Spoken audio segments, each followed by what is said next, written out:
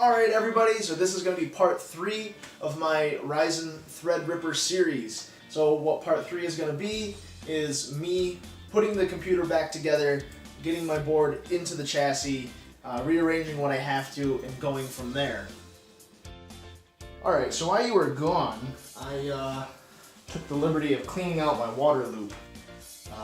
So you're supposed to use deionized water or something like that so you don't get reactions with the different metals and things. Again, I am reusing my tube and stuff for right now until I get everything that I need from FedEx and UPS so that I can do my hard water loop. So what we've came to now is it's time to mount the board. So I got everything set up on the board. I have the water block, I have the RAM, I have the boot drive, all of that set up. Now I can mount it, start making my connections, and go from there. So if you're replacing a board, you should already have standoffs on it.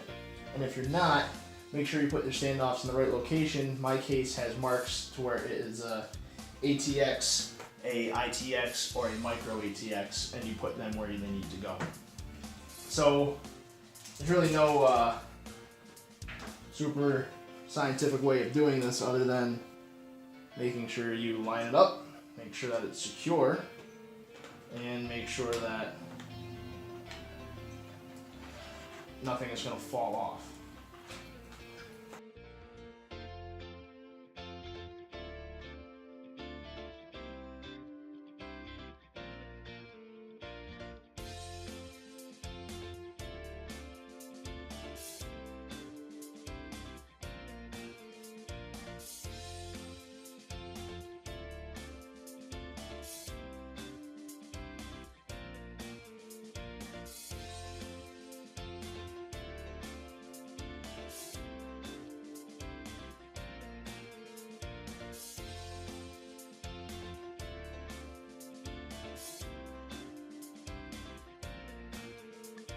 Alright, so as you can see, everything's put back together, and why I took such a long break, not a break from the video, but I had to do a lot of rewiring. So as you can see up to the top, there's a lot of connectors, and I'll make sure to take a picture. Basically, I had to add another 4-pin. Said it was optional, but I figured I might as well do it if I have the availability to. Secondly, I had to make sure everything was nice, tight. I had to take things apart. Like I said, I cleaned the water loop out quick, rerouted wires and stuff because this board is a little wider. Removed the hard drive in the back. So that was the big process there. So now what's going to happen is I have to slowly power cycle this to start loading in liquid cooling. So, because right now it's empty, and we can't have it be empty or else this guy's going to overheat very fast. And that's definitely something we do not want. So I had a new bottle of red liquid cooling that I'm going to open here and basically just kind of put in as much as I can, turn the power on quick, turn it off, do it again, and do it again.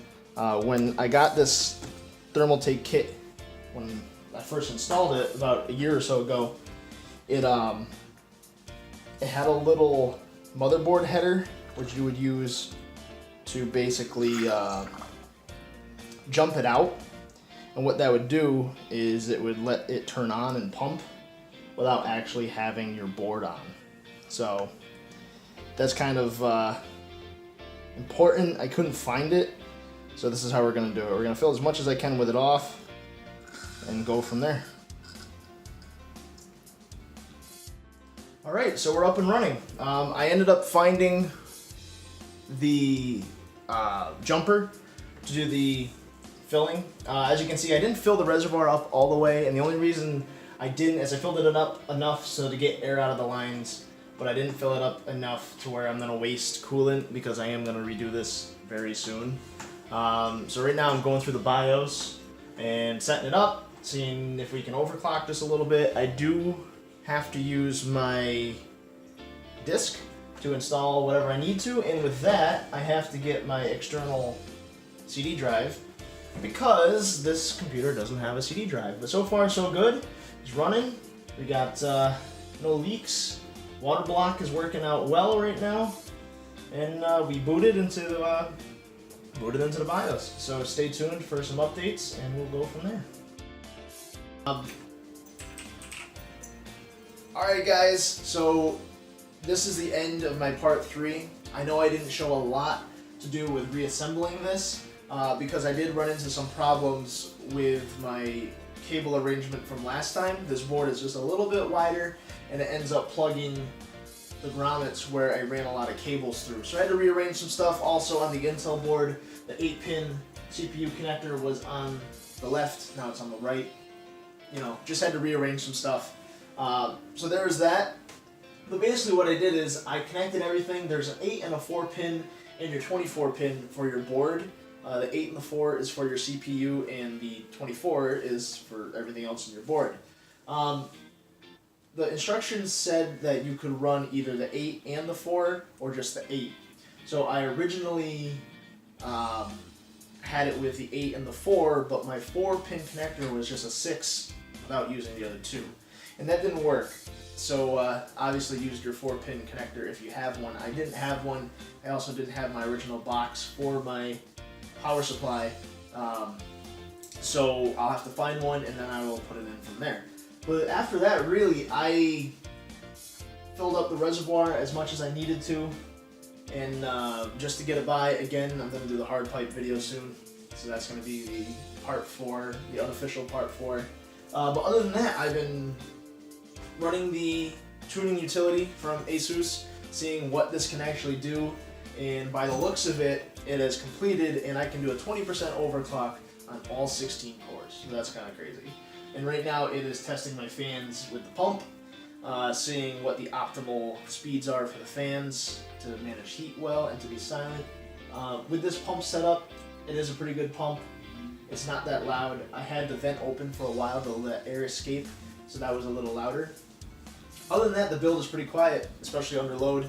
My 1080 is the Founders Edition, so that can get a little noisy because there is only one fan. Compared to some of the other reference cards that MSI, ASUS, Gigabyte, all those people make. But, so far, I can't wait to test out video editing. I can't wait to edit some 4K while playing PUBG. That's going to be a test to see how that works. There's 2 settings in Ryzen Threadripper, Creative and Gaming. Gaming manages the threads a little bit, and manages the cores a little bit to give you more FPS, because as compared to some of Intel offerings, AMD isn't as fast in the single core, definitely much faster in multi-core, having a lot more of them. So that's going to be it, guys, for this video. I hope you've enjoyed it. I hope you learned something. Please, if you're ever building a computer, take your time. If you follow your instructions, look at everything. It's pretty hard to mess things up. Just take your time, look at your connections. If you're doing your homemade liquid cooling, make sure your connections are tight. You could even test it outside of your setup if you really wanted to. But a good thing is you put paper towels underneath your connections and make sure there's no drips, because the last thing you want is coolant leaking over a very expensive new computer. So anyway, please like, comment, share, and subscribe to the channel. I hope to bring you more quality content every Tuesday and Thursday, and we'll see you again in the next video.